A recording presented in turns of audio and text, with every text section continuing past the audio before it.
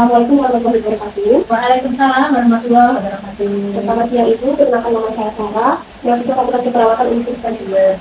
Tujuan saya di sini adalah untuk melakukan pengkajian terhadap keluarga Ibu. Bagi untuk waktunya mungkin sekitar 15 menit, dan apakah Ibu bersedia? Ya, siapa? Baik. Nanti saya akan mengajukan beberapa pertanyaan, Ibu silakan dijawab dulu pertanyaannya. Yang pertama, Ibu namanya siapa nih? Rahayu Ningsih. Untuk usianya berapa sekarang? Ya, saya 52 tahun. Jadi 50 tahun. Untuk pekerjaan Ibu? Saya di Dinas Pendidikan sebagai pengawas sekolah SMP. Untuk alamat tempat tinggalnya? Jalan Sriwijaya 3 nomor 2. Untuk nomor telepon Ibu? 081 0832 33 554 440. Ibu sekarang tinggal dengan siapa saja di rumah? Saya berempat, dan suami dan 2 anak. Perempuan semua. Anaknya sudah berapa sekarang Ibu? Anak saya itu kelahiran 2000 sama 2001 ya, berarti antara ada 1 sama 3 ya. Berarti anaknya sudah dewasa ya sebenarnya. Di keluarga Ibu menurut agama apa? Semuanya muslim. Jadi tidak ada yang seperti Ibu. Untuk sukunya? Jawa. Sukunya Jawa ya Pak Ibu Ya, sebenarnya. Di rumah itu biasanya kalau ada bincang-bincang itu menggunakan bahasa apa Ibu? Aku enggak bahasa Indonesia, bahasa Jawa gitu. Di keluarga ini siapa yang bertugas untuk mencari nafkah? Kami bekerja, istri bekerja, istri juga bekerja. Dalam sebulan berapa penghasilannya? Penghasilan saya ya sekitar 4,5 ya gitu. Jadi penghasilan tersebut yang menurut Ibu apakah cukup untuk memenuhi kebutuhan sehari-hari? Bersyukur ya, karena kan ada manajemen berjalan di situ. Setelah prioritas ya kan. Nah, bagaimana cara Ibu untuk mengelola keuangan dan keluarga?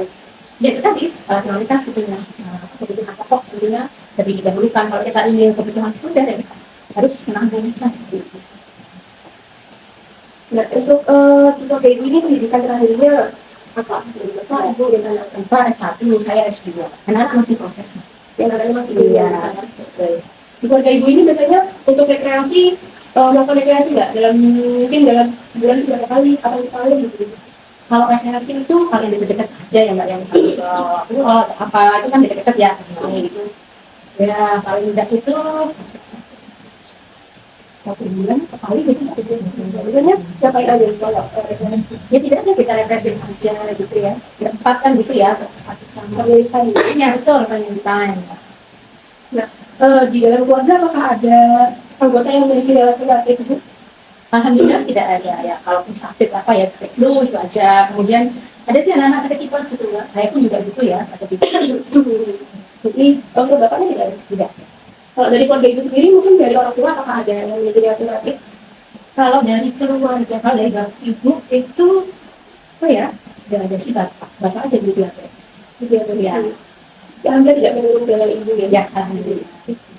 Untuk hubungan dengan Ibu apakah bagaimana hubungan dengan Ibu, apakah baik atau mungkin? Alhamdulillah baik semuanya. Ya, untuk sekarang saya pindah ke untuk rumahnya ini rumah pribadi atau kontrak? Rumah pribadi, alhamdulillah. Untuk tetangga-tetangga di sini mayoritas dari suku mana Ibu tahu? Nah, kebanyakan ya Jawa. Nah, biasanya apakah Ibu ini ada kegiatan rutin yang dilakukan bersama dengan tetangga-tetangga? Ya pasti itu ada mbak, ada kegiatan damai ya, dasar wisma, kemudian ada pengajian, jadi kegiatan rutin lah itu. Jadi hubungan Ibu dengan tetangga-tetangga baik ini Ya, sejak awal nikah apakah sudah di sini atau sebelumnya sudah pindah dari tempat yang lain? sudah mbak. Pertama kan kontrak ya, tahun pertama nikah kontrak anak. Kebetulan jenisnya kan tidak di Jember ya, di luar Jember ya, di Jember di sana. 7 tahun. Kemudian setelah itu baru kita bangun di sini. Dari sini di tahun dari di sini dari tahun 2005. tahun 2005. Sampai sekarang.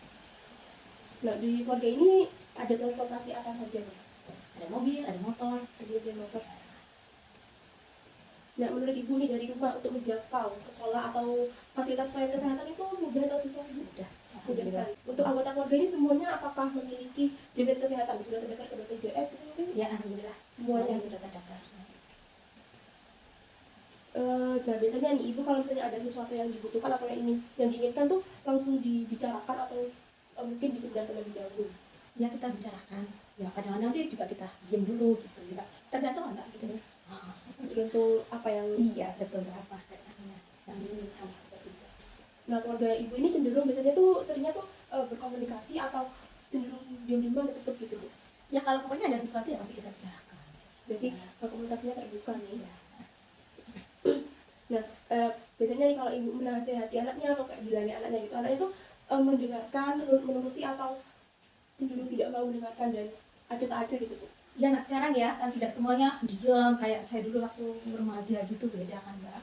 Jadi anak sekarang itu kan cenderung ya diam sebentar, kemudian dia pasti akan mengungkapkan gitu apa pendapatnya gitu ya. Jadi ya saya pahami sih seperti itu. Ya, saya dengarkan saja gitu. Saya jalan itu sesuai, ya oke kita demokratis lah. Kita ya saya akan kayak diskusi gitu. Tidak ada perdebatan terlebih dahulu Ya, bukan perdebatan yang bagaimana lah, hanya untuk meluruskan begitu. Nah, biasanya ibu nih kalau mau mengambil sebuah keputusan melakukan sesuatu tuh meminta saran kepada anggota keluarga dulu atau langsung saja? Iya, kita ada pertimbangan khusus ya. Apalagi kalau itu memang membutuhkan pertimbangan ya masalah itu ya. Nah, kecuali kalau memang itu masalah saya ya apa namanya kadang-kadang nggak saya putuskan sendiri. Gitu. Biasanya kalau ada sesuatu hal yang salah, misalnya anaknya melakukan kesalahan itu langsung ditanyakan baik-baik lebih dahulu atau langsung main menghakimi? Ya, ditanya dulu deh lah, kenapa melakukan ini gitu. Nah, kan di anggota keluarga ini tinggal berempat ya, nah itu setiap anggota keluarga perannya masing-masing itu apa itu? Ya sesuai dengan perannya, ayah sebagai ayah, suami sebagai suami, ibu sebagai ibu, anak sebagai anak, sesuai dengan perannya masing-masing. Nah, jadi menurut ibu seberapa kompetensi setiap anggota keluarga itu menjalankan perannya masing-masing? Ya sesuai ya, menurut saya seperti itu. Jadi semuanya sudah sesuai dengan porsinya masing-masing ya. Anak ya sudah sebagai anak kan gitu, ibu ya sebagai ibu walaupun saya bekerja ya kan, ya bekerja di luar rumah, tapi ya saya juga menyiapkan makan sarapan misalnya gitu. Jadi saya juga ya pekerjaan rumah pun terhandle gitu. Nah, biasanya keluarga ini untuk dalam sehari makannya berapa kali? Normal aja lah 3 kali ya Mbak. 3 kali. Nah, apakah di dalam keluarga ini ada fleksibilitas peran? Misalnya mungkin ibu lagi pergi, nah terus kan menjadi di rumah, tadi kan katanya yang bertugas memasak ibu ya, nah misalnya kalau ibu keluar mungkin apakah mungkin nanti bergantian yang memasak, mungkin jadi yang lain? Iya, ada fleksibilitas. Karena kan kadang-kadang saya juga ada dinas luar ya, sampai seminggu kapan gitu di luar rumah ya kan. Ya maka ayah inilah yang akan ngompeni anak-anaknya gitu. Ibu. Biasanya kalau di dalam keluarga ini ada yang bertengkar nih, biasanya siapa yang seringnya tuh menjadi penengah? Ibu ya. Iya. Berarti yang suka bertengkar biasanya siapa? Anak-anaknya. Mungkin karena seusia ya, jadi suka bertengkar. Nah, ibu ini dalam menjalankan peran ibu sekarang ini, apakah ibu memiliki role model atau panutan ya? Ada sih orang tua saya sendiri. Iya, orang tua saya sendiri. Khususnya ayah saya, bapak saya.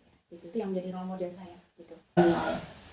Nah, di keluarga ini apakah sering menekankan pencapaian kepada anggota keluarga? Misalnya anaknya tuh harus jadi satu, atau anaknya tuh harus kamu harus jadi dokter.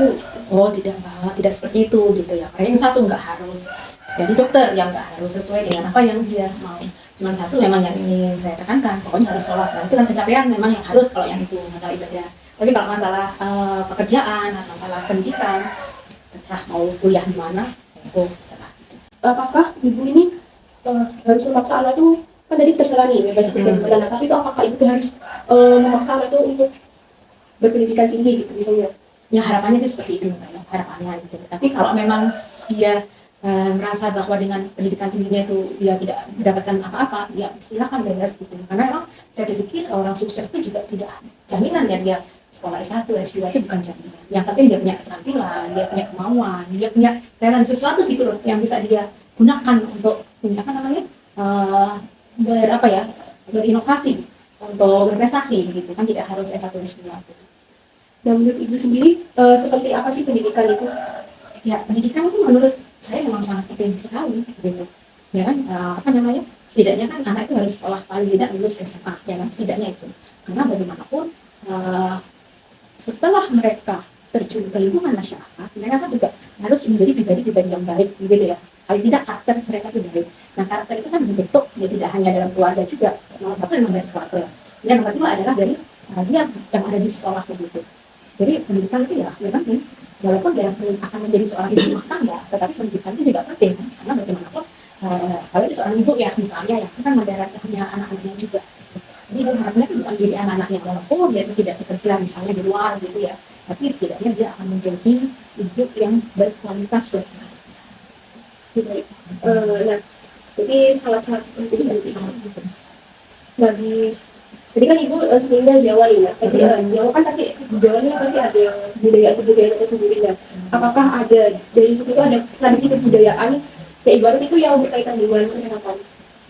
Apa ya Mbak ya, rasanya itu kok kita nggak ada Jadi mungkin contohnya kalau mungkin dulu kayak seperti baju yang harus pakai guritan. Oh iya, yang seperti itu memang iya gitu. Jadi anak-anak saya pun dulu ya dikasih itu ya, rito ya kalau kita kawan Jawa. Rito. Walaupun dulu itu nggak lama juga kita setelah cukup besar gitu ya. Nah itu sudah kita nggak pakaikan gitu. Ataupun kalau dipakaikan nggak yang terus digedong kan gitu ya. Nah, kalau ibu melakukan itu tuh apakah berpengaruh dengan kesehatan atau mungkin justru malah membuat sakit atau apakah memiliki efek-efek yang tidak baik atau efeknya tuh justru baik gitu? Iya sih, awalnya kita kan apa kata orang tua ya dulu ya, tanya kalau dulu orang tua mengatakan kan hidupnya biar perutnya nggak besar kan gitu ya. Itu. Tapi kan ternyata ketika kemudian saya membaca ya, tentang kesehatan gitu ya, nah, itu katanya memang kan nggak boleh karena kalau terlalu kencang itu juga akan mengganggu pertumbuhan bayinya bisa sakit misalnya perutnya gitu. Nah akhirnya saya waktu itu ya membijaksanainya saja. Gedong saya pakai kan, tapi tidak yang kuat gitu. Nah, hanya sekedar untuk bisa menutupi perutnya. Kan waktu itu kan dikasih minyak telur apa biar anget gitu ya. Ya itu aja. Nah, jadi tetap kita pakai, tapi Ada modifikasi. iya. Biasanya kalau ada anggota keluarga yang sakit itu langsung dirawat di rumah atau juga ke rumah sakit atau bagaimana? Ya kita lihat dulu kondisinya, Mbak. Jadi di rumah dulu lah. Sehari 2 hari kalau emang tidak ada yang baik itu ya kita bawa ke rumah sakit. Nah, untuk yang terakhir, nah itu ibu ini sekarang ini apakah ada sesuatu yang dipikirkan ya seperti masalah ketika membuat stres yang membuatnya seperti ini sampai mengganggu banget gitu? Nah, alhamdulillah tidak ada sih, Mbak. Kalau masalah itu pasti ada ya. Masalah, apalagi anak-anak tambah besar ya kan. Jadi pikirannya pasti anak-anak saya nanti bagaimana ya setelah lulus kuliah, apakah dia bisa mendapatkan pekerjaan, apakah dia bisa mendapatkan jodoh yang sesuai. Ya kan pikirannya sekarang berpikir kepada anak-anak gitu aja gitu. Nah, pengennya kan anak-anaknya nanti setelah lulus kuliah dapat pekerjaan, dapat jodoh yang sesuai, yang baik, kan itu aja ya, harapannya. Gitu. Kalau misalnya ada sesuatu yang membuat stres atau mengganggu itu biasanya ibu bagaimana mengatasinya? Ya, jadi manajemen diri lah ya. Tentunya karena kita sebagai seorang muslim ya, kita kembalikan kepada Allah ya. Nah, jadi kita berbanyak untuk berdoa. Bukan berarti tidak pada saat bahagia, tapi tidak berdoa. Tapi paling tidak ketika kita dihadapi oleh masalah itu, aduh semakin gitu.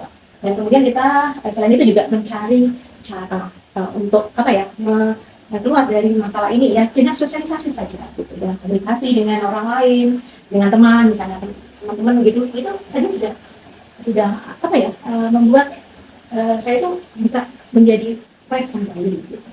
Kalau bahasa nggak sekali gini. Iya betul. Jadi di sini saya pertanyaannya sudah selesai semuanya. Sudah terjawab. Jadi di sini saya ingin menegakkan masalah untuk kesiapan peningkatan proses keluarga. Jadi di sini saya cuma memberikan saran-saran sedikit saja nanti. Nah, seperti yang saya dengarkan dari tadi, dari jawaban-jawaban, nah, keluarga ibu, misalnya ada masalah, sudah bagus tadi ya dibicarakan terlebih dahulu, terus juga kalau bisa terus dipertahankan interaksi dan komunikasi antar anggota keluarga biar keluarga hubungan semakin hangat dan harmonis. Juga jangan lupa untuk secara rutin melakukan kegiatan bersama, tidak perlu rekreasi jalan-jalan keluar, tapi juga mungkin bisa mungkin makan bersama atau ngobrol-ngobrol di depan gitu. Nah, nanti kan bisa tercipta sebuah bonding ya di antara anggota keluarga ini. Terus juga kalau ada yang sakit juga saling merawat. Jadi dan kalau sudah parah langsung dibawa ke rumah sakit. Nah, baik Ibu, untuk pengajiannya sudah selesai dilakukan. Terima kasih Ibu sudah menjawab pertanyaan saya dengan kooperatif. Nah, sebelum saya pamit undur diri, apakah ada yang ingin Ibu tanyakan terlebih dahulu? Dan Mbak, terima kasih juga. Sukses juga buat Mbaknya ya. Terima kasih Ibu. Kalau gitu saya pamit terlebih dahulu. Assalamualaikum warahmatullahi wabarakatuh. Waalaikumsalam warahmatullahi wabarakatuh.